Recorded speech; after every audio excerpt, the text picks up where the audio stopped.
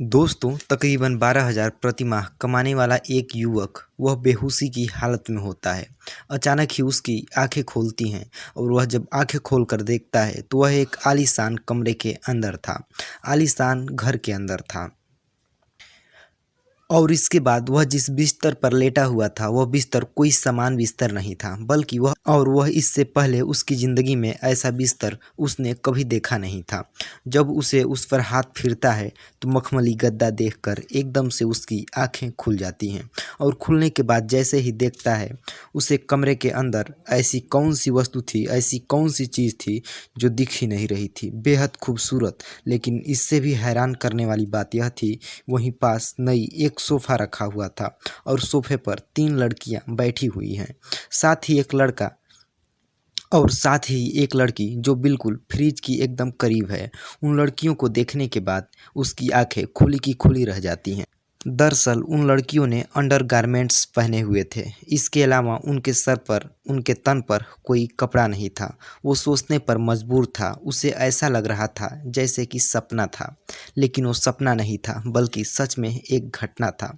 एक ऐसा सच, इतना भयावह, आज उसने सच की कभी कल्पना ही नहीं की थी।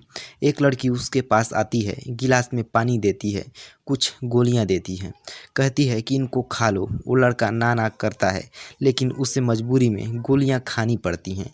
उन गोलियों को खाते ही उसके शरीर में अलग तरह के बदलाव देखने को मिल रहे थे। उसके साथ जो होता है उसने कभी कल्पना ही नहीं की थी, और आज इस बात की गूंज हर अखबार, हर टेलीविज़न के वेब पोर्टल पर गूंज रही है। हर कोई जानना चाहता है कि आखिरकार उन 4 लड़कियों ने उसे मजदूर के साथ ऐसा क्यों किया। तो नमस्कार दोस्तों, चलिए कहानी को शुरू करते हैं। और कहानी को शुरू करने से पहले अगर आप चैनल पे पहली बार आए हैं तो वीडियो को लाइक और चैनल को सब्सक्राइब कर दीजिए। दोस्तों, ये जो सच्ची घटना है, पंजाब का एक शहर लगता है जालंधर, और उसी शहर का एक इलाका लगता है कपूरथला रोड। दरअसल 21 नवंबर 2022 की शाम लगभग 7 बजे के आसपास, जब सड़कों पर पूरी तरह से अंधेरा था, स्ट्रीट के लिए जली हुई थी, स्ट्रीट लाइनें जली हुई थी। एक मजदूर अपने फैक्ट्री से काम करके, चमड़ा फैक्ट्री से, और अपने घर की तरफ जा रहा होता है।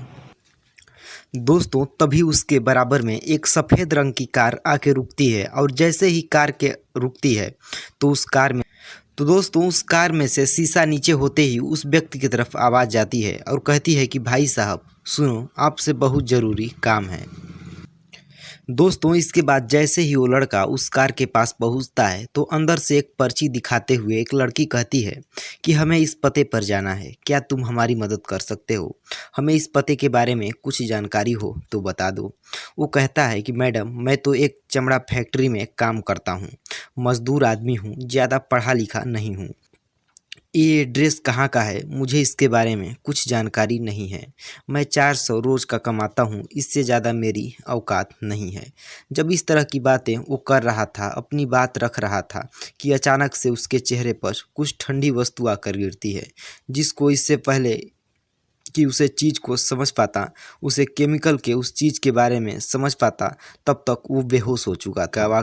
और बेहोश होने के बाद कुछ देर, यानी कि लगभग ये 7 बजे का बात रहा होगा, लगभग 2 घंटे बाद, रात को 9 बजे चुके थे, तब उसकी आंखें खुलती हैं। और आंखें खोलने के बाद एक बड़े से आलीशान घर के कमरे के अंदर वो बंद था।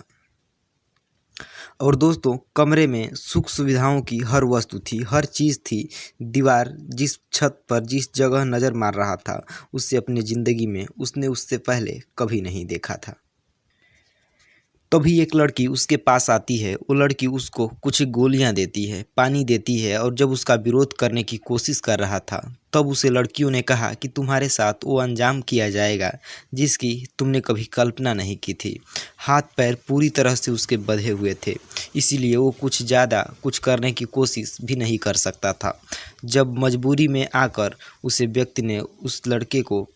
व्यक्ति को यानी कि उस लड़के को शांत होना पड़ा, और उसने अपने आँखों से देखा उन लड़कियों ने अपने एक-एक कपड़ों को अपने तन से अलग करना शुरू कर दिया था। जब उनके तन पर महज अंडरगारमेंट्स रहते हैं, तब उन लड़कियों ने वहीं शराब रखी हुई थी और शराब को पीना शुरू कर दिया। दोस्तों, इससे भी हैरान कर देने वाली बात यह थी कि किसी भी लड़की की उम्र 20 साल से कम नहीं थी और हाँ, 24 साल से ज़्यादा भी नहीं थी। वो लड़कियां आपस में कभी अंग्रेजी में बात करती थीं तो कभी पंजाबी में बात करती थीं। वो मज़दूर ये समझ नहीं रहा था कि आखिरकार उसके साथ क्या उसको गोलियां और वो पानी पिलाया गया है। तो उसे पीते ही उसके शरीर में अलग तरह के बदलाव होने लगे। जब बदलाव होने लगे, उन लड़कियों ने उसकी शरीर पर अलग अलग तरीक़ों से ऐसे हरकतें शुरू करनी कर दी जो शायद उस लड़के को बिल्कुल भी अच्छा नहीं लग रहा था। लेकिन जिस तरह से उन लड़कियों ने बारी बारी से उनमें आपस में कंपटीशन होता है, कंपटीशन कुछ इस तरह से होता है कि बारी बारी से उसके साथ वो रेप करने लगती हैं, बलात्कार करने लगती हैं। जैसे क्या कोई पुरुष किसी महिला या किसी लड़की का रेप करता है, बलात्कार करता है। वो रो रहा था, गिड़गिड़ा रहा था, कह रहा था कि मैडम तुम मुझे जानते नहीं हो, मैं मज़दूर हूँ, मैं गरीब आदमी हूँ, तुम ये सब क्यों कर रही हो। लेकिन वो चारों की चारों लड़कियाँ हवस की भूखी थी और अंधी थी। शायद आज उन्हें कुछ भी अपनी ख्वाहिशों को पूरी करने के लिए दिखाई नहीं दे रहा था। और वो धीरे धीरे करके रात के 3 बज जाते हैं और 3 बजे तक उसके साथ वो ऐसा घिनौना कृत्य कर रही थी। और जब 3 बज जाते हैं, जिस तरह से वहाँ से किडनैप करके उसके साथ उसका हाथ पैर बांध कर वो लेकर आई थी, उसी तरह से हाथ पैर बांध कर उसको उसी जगह पर उसी इलाके में आस पास फेंक देती हैं। अगले दिन वो लड़का सीधा थाने पहुंचता है और थाने जाने के बाद अपनी बात, अपनी परेशानी इससे पहले कि बताने की कोशिश करता था, थाने से बाहर ही वो वापस लौट कर आ जाता है, क्योंकि वो गरीब आदमी था। वो ये कहते हुए कि शायद पुलिस इसके खिलाफ़ कोई कार्रवाई नहीं करेगी।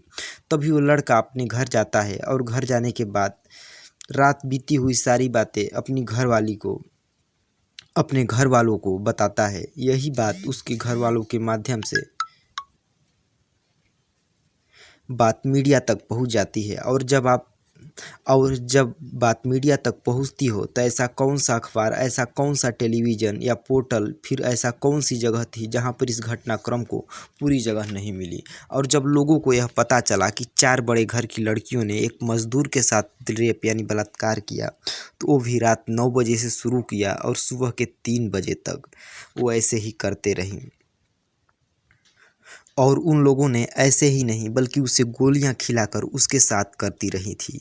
उसके बाद उन्होंने अपनी उसे हवस को पूरा कर लिया। लेकिन ये बात जब अखबारों में छप जाती है, जब जालंधर पुलिस और पंजाब पुलिस हरकत में आती है, उन लड़कियों की तलाश में जुड़ जाती है।